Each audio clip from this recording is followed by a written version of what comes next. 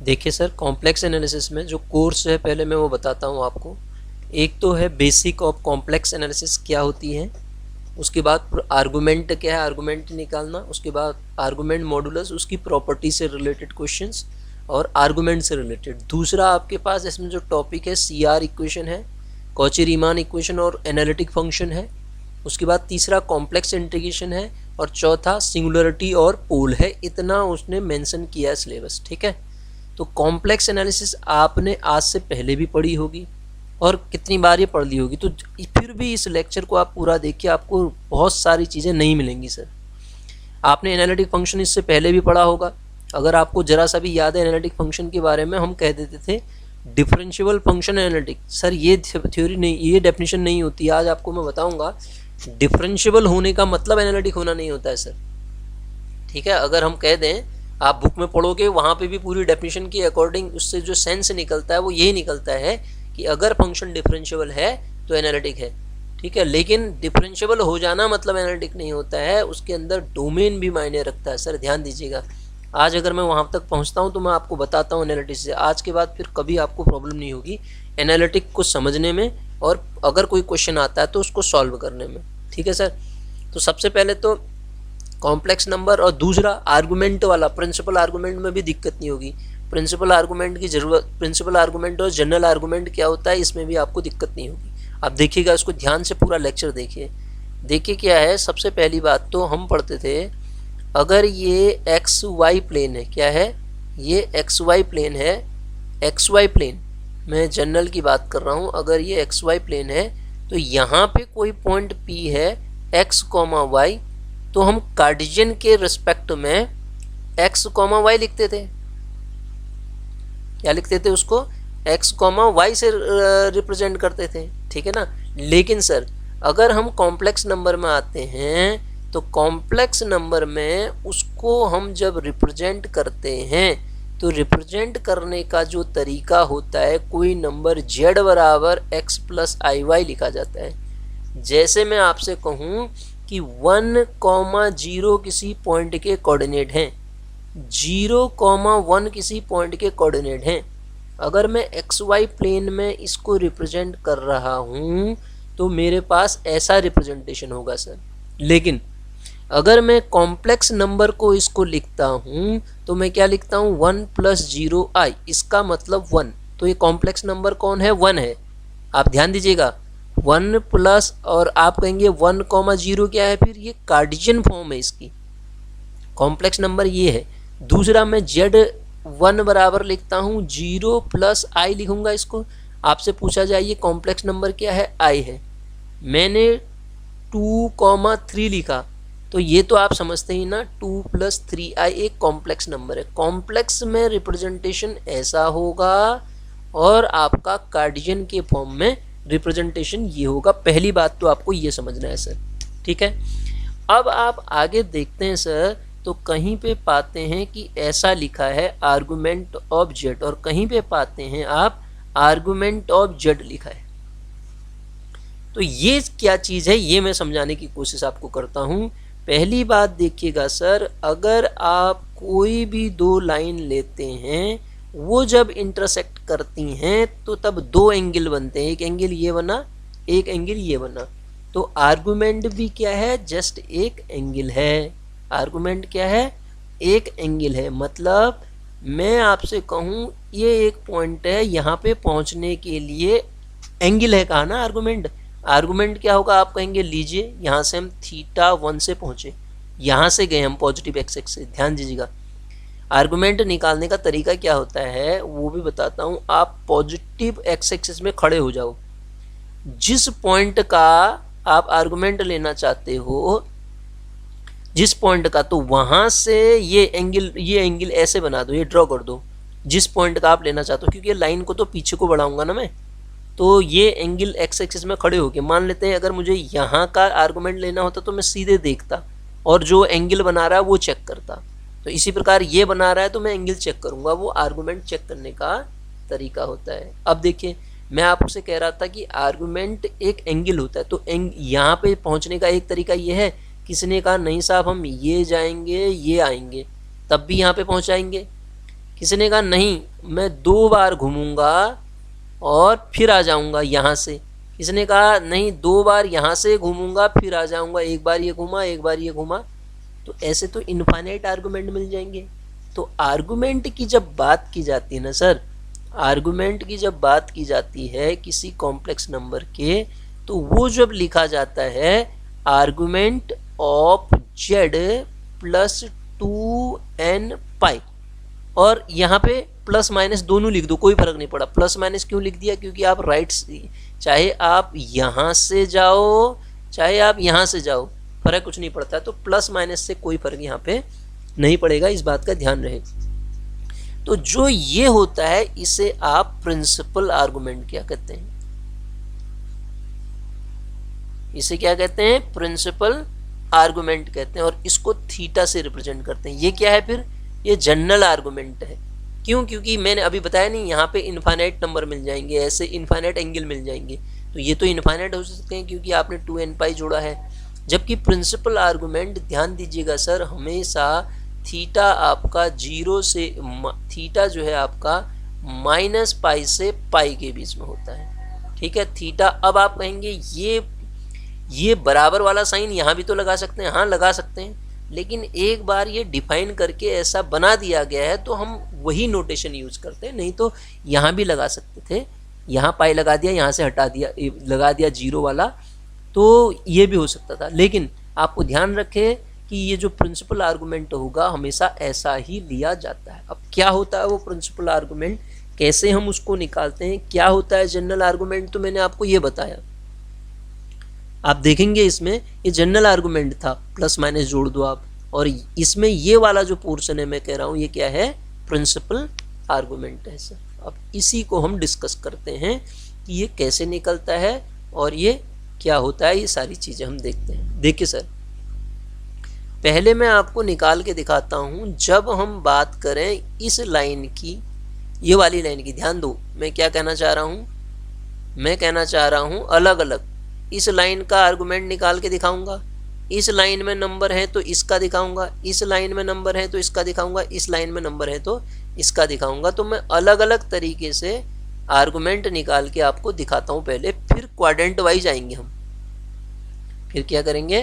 Quadrant wise आएंगे। पहले क्या करते हैं हम, नंबर को क्या लेते हैं, ये पहले ये ले लेते हैं, इस रियल लाइन का नंबर लेता हूँ, इस लाइन का पहला केस लेके चलता हूं मैं, केस फर्स्ट। हाँ सर, केस फर्स्ट। ये 4 लाइनों में निकालना समझाता हूं मैं आपको पहले।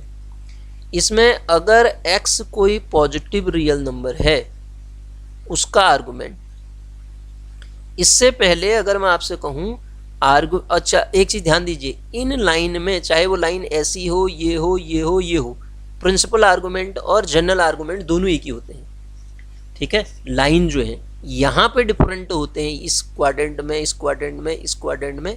वो भी क्यों डिफरेंट होते हैं वो भी अभी मैं आता हूँ, क्यों ज़रूरत पड़ी उसका भी अभी लॉजिक बताता हूँ। अभी बताया नहीं कि बहुत सारे हो जा रहे हैं एक पॉइंट पे जाने के, तो जनरल एक नहीं निकल पाएगा।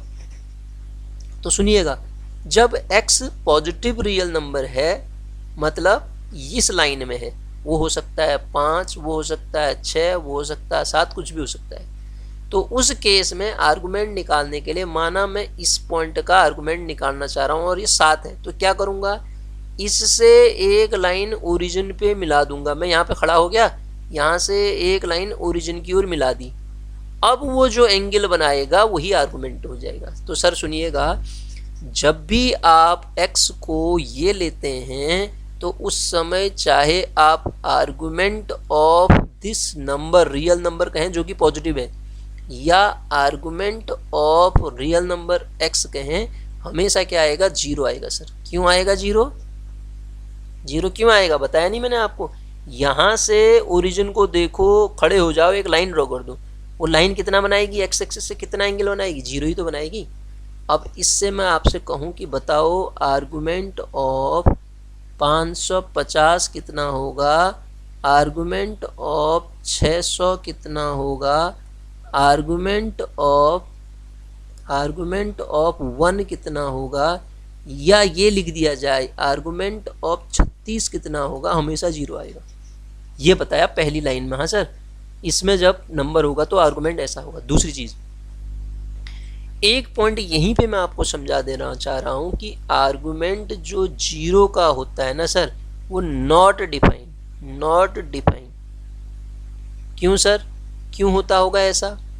ऐसा इसलिए होता है कि आर्गुमेंट हमेशा दो पॉइंट एंगल होता है, एंगल दो इंटरसेक्टिंग, जब दो लाइनें इंटरसेक्ट करती हैं तो तब निकलता है।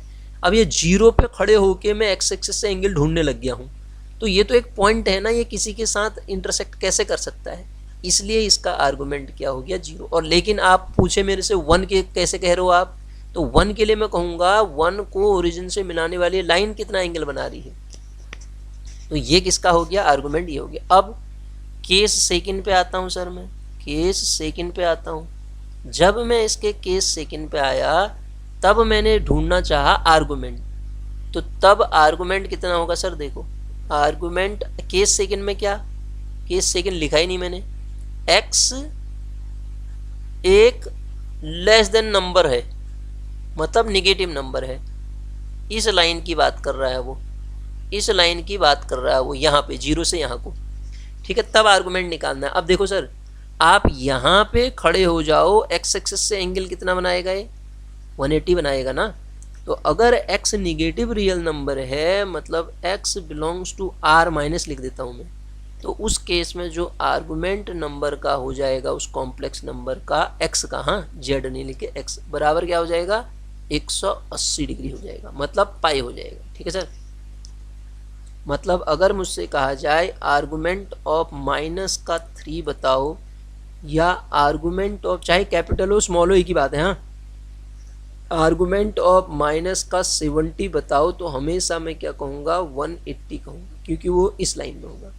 पहली लाइन मैंने आपको ये वाली का आर्गुमेंट निकालना बता दिया, दूसरी मैंने आपको इसका आर्गुमेंट निकालना बता दिया, वो क्या होगा, ऐसा होगा।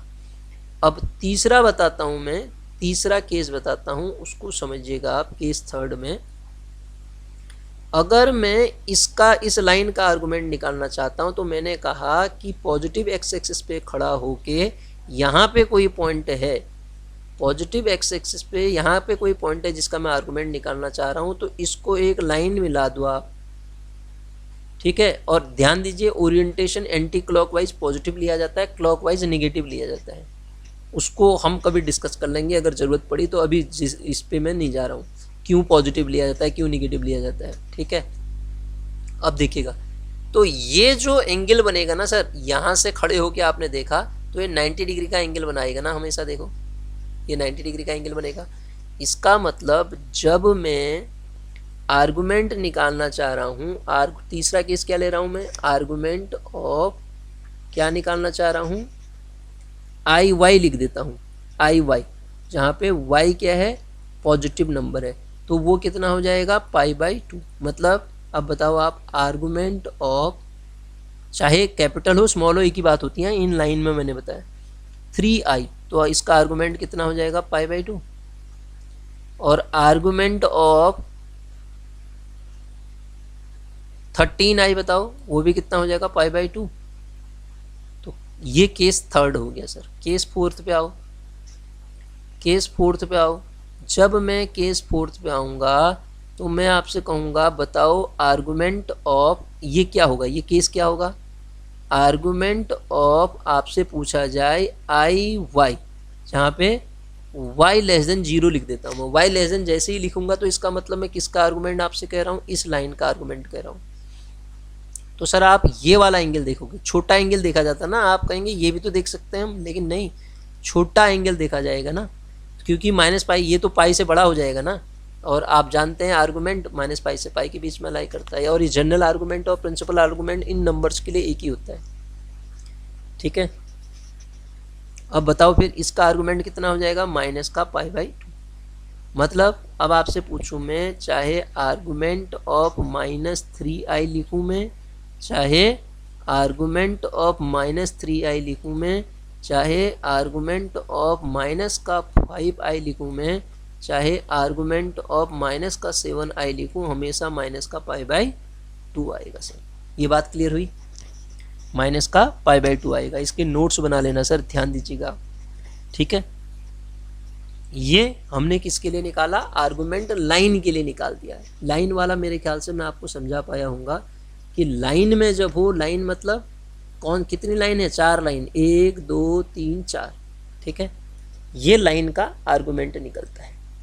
अब सर मैं आता हूँ कि क्वाड्रेंट वाइज आर्गुमेंट कैसे निकालते हैं। केस लेके चलते हैं, केस नहीं मतलब first quadrant, second quadrant, third quadrant में हम बात करते हैं ना।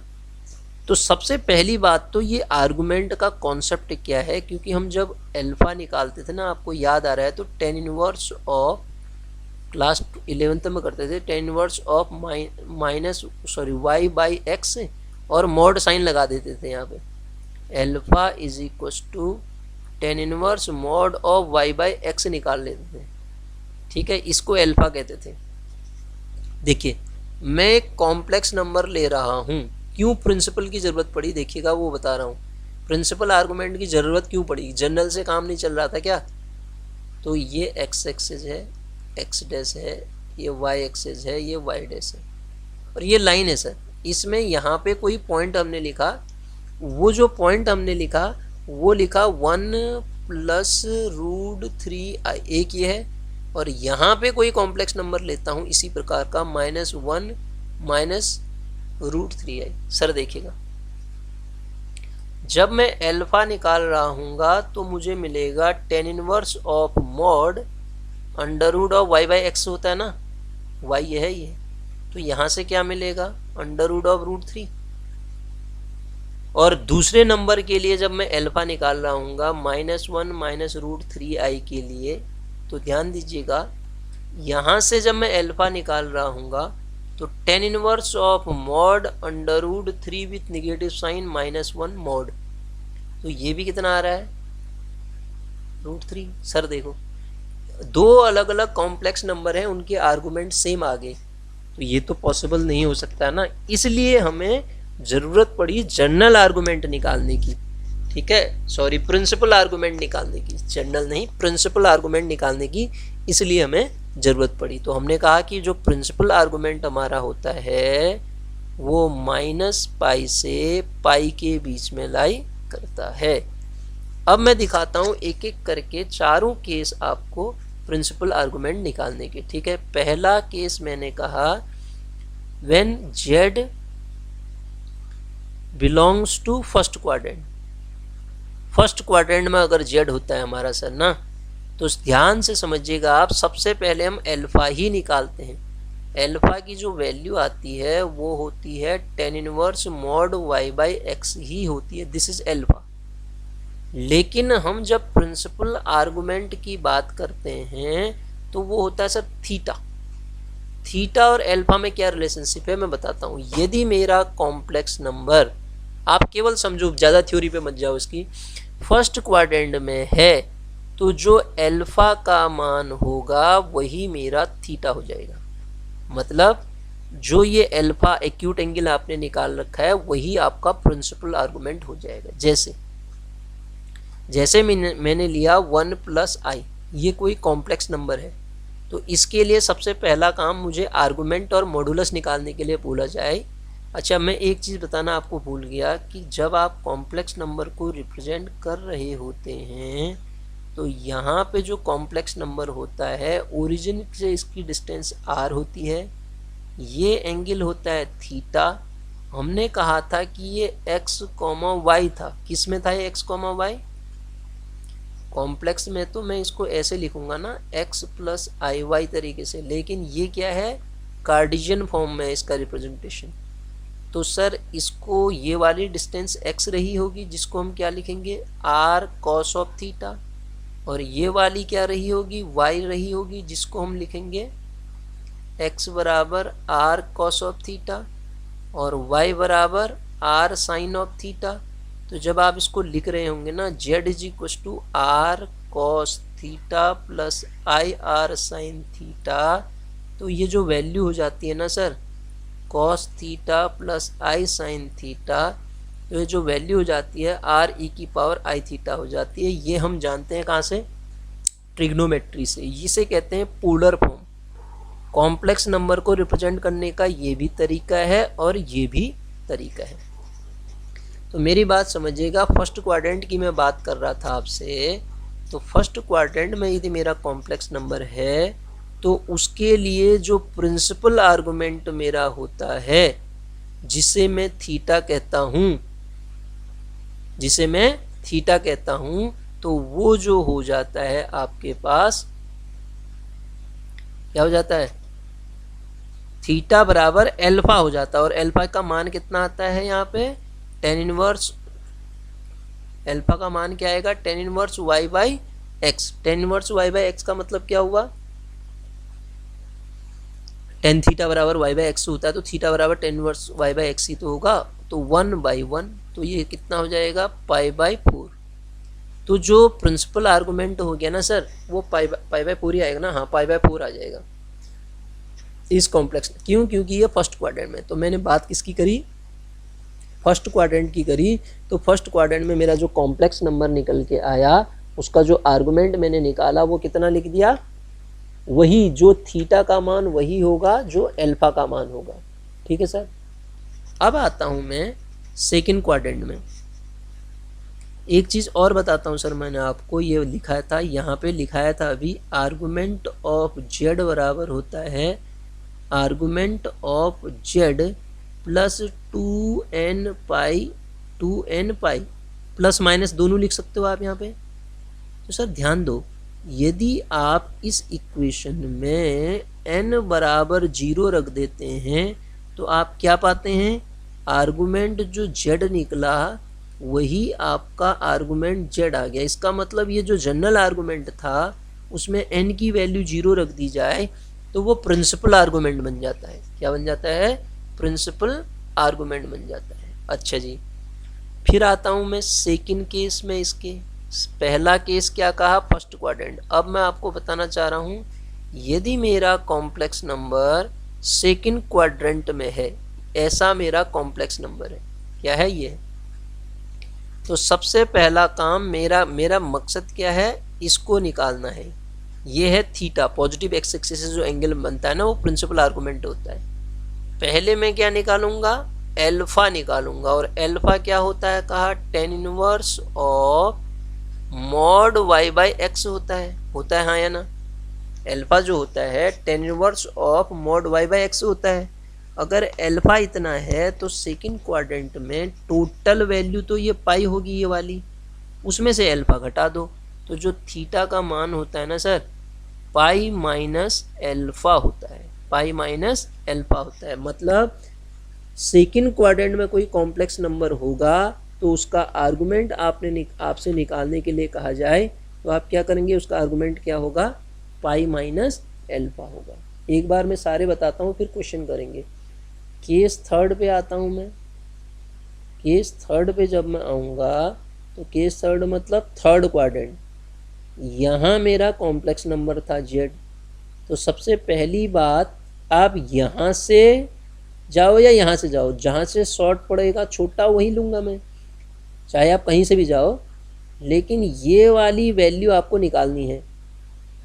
ये टोटल है माइनस पाई में से आपने माइनस कर दिया है कितना, तो ये निगेटिव डायरेक्शन में है ना, माइनस ऑफ पाई में से, निगेटिव तो लिख दिया मैंने, माइनस ऑफ पाई में से एल्फा को आपने सब्ट्रैक्ट कर दिया। ये क्या है, एल्फा को घटा दिया तभी तो ये मिलेगा ये वाला।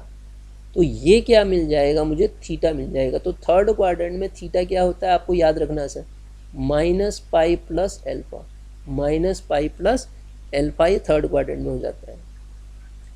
अब केस फोर्थ पे आता हूँ मैं। तो केस फोर्थ पे आते हैं फोर्थ क्वाड्रेंट में। फोर्थ क्वाड्रेंट में ये क्या चीज़ है आपकी, माइनस का एल्फा बराबर थीटा। तो एल्फा बराबर माइनस थीटा फोर्थ क्वाड्रेंट में आपका आर्गुमेंट मिल जाएगा। किस में मिल जाएगा, फोर्थ क्वाड्रेंट में आपका आर्गुमेंट मिल जाएगा। अब मैं इस सब को जनरलाइज करके अगर लिखूं तो सर जो हमने पढ़ा यहाँ पे वो क्या पढ़ा देखिएगा, ये चार क्वाड्रेंट थे, इन चार क्वाड्रेंट वाइज मैं आपको पढ़ा रहा था कि प्रिंसिपल आर्गुमेंट कैसे निकलता है। मैं किसकी बात कर रहा हूँ, प्रिंसिपल आर्गुमेंट की,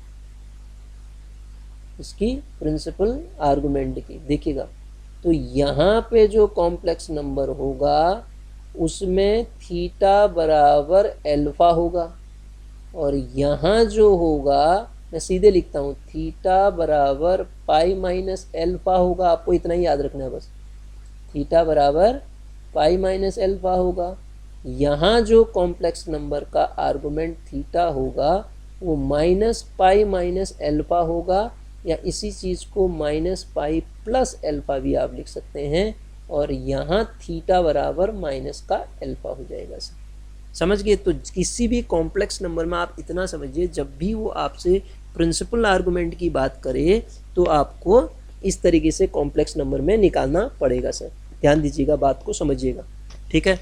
तो मैं कुछ क्वेश्चन अगर लूँ आपको यहाँ पे बोलूँ, बताइए सर। पहला क्वेश्चन मैंने लिखा आर्गुमेंट ऑफ 255, दूसरा मैंने लिखा आर्गुमेंट ऑफ 0, तीसरा मैंने लिखा आर्गुमेंट ऑफ 5, चौथा मैंने लिखा आर्गुमेंट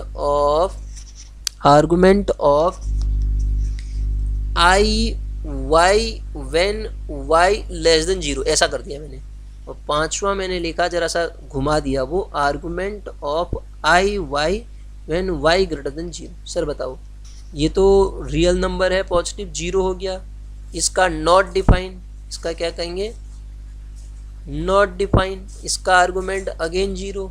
ये कौन सा नंबर है सर?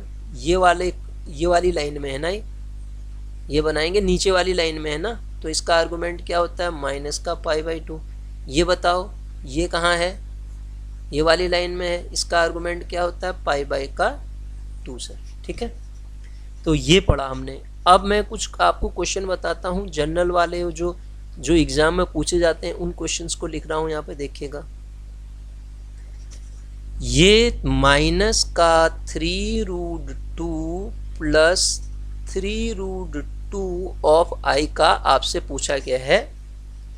आपसे वो ये भी पूछ सकता है ना, मॉडुलस एंड आर्गुमेंट। मॉडुलस तो आप निकाल लेंगे ना, मॉडुलस क्या होता है, आर बराबर क्या होता है सर, आर बराबर होता है square root of x square plus y square.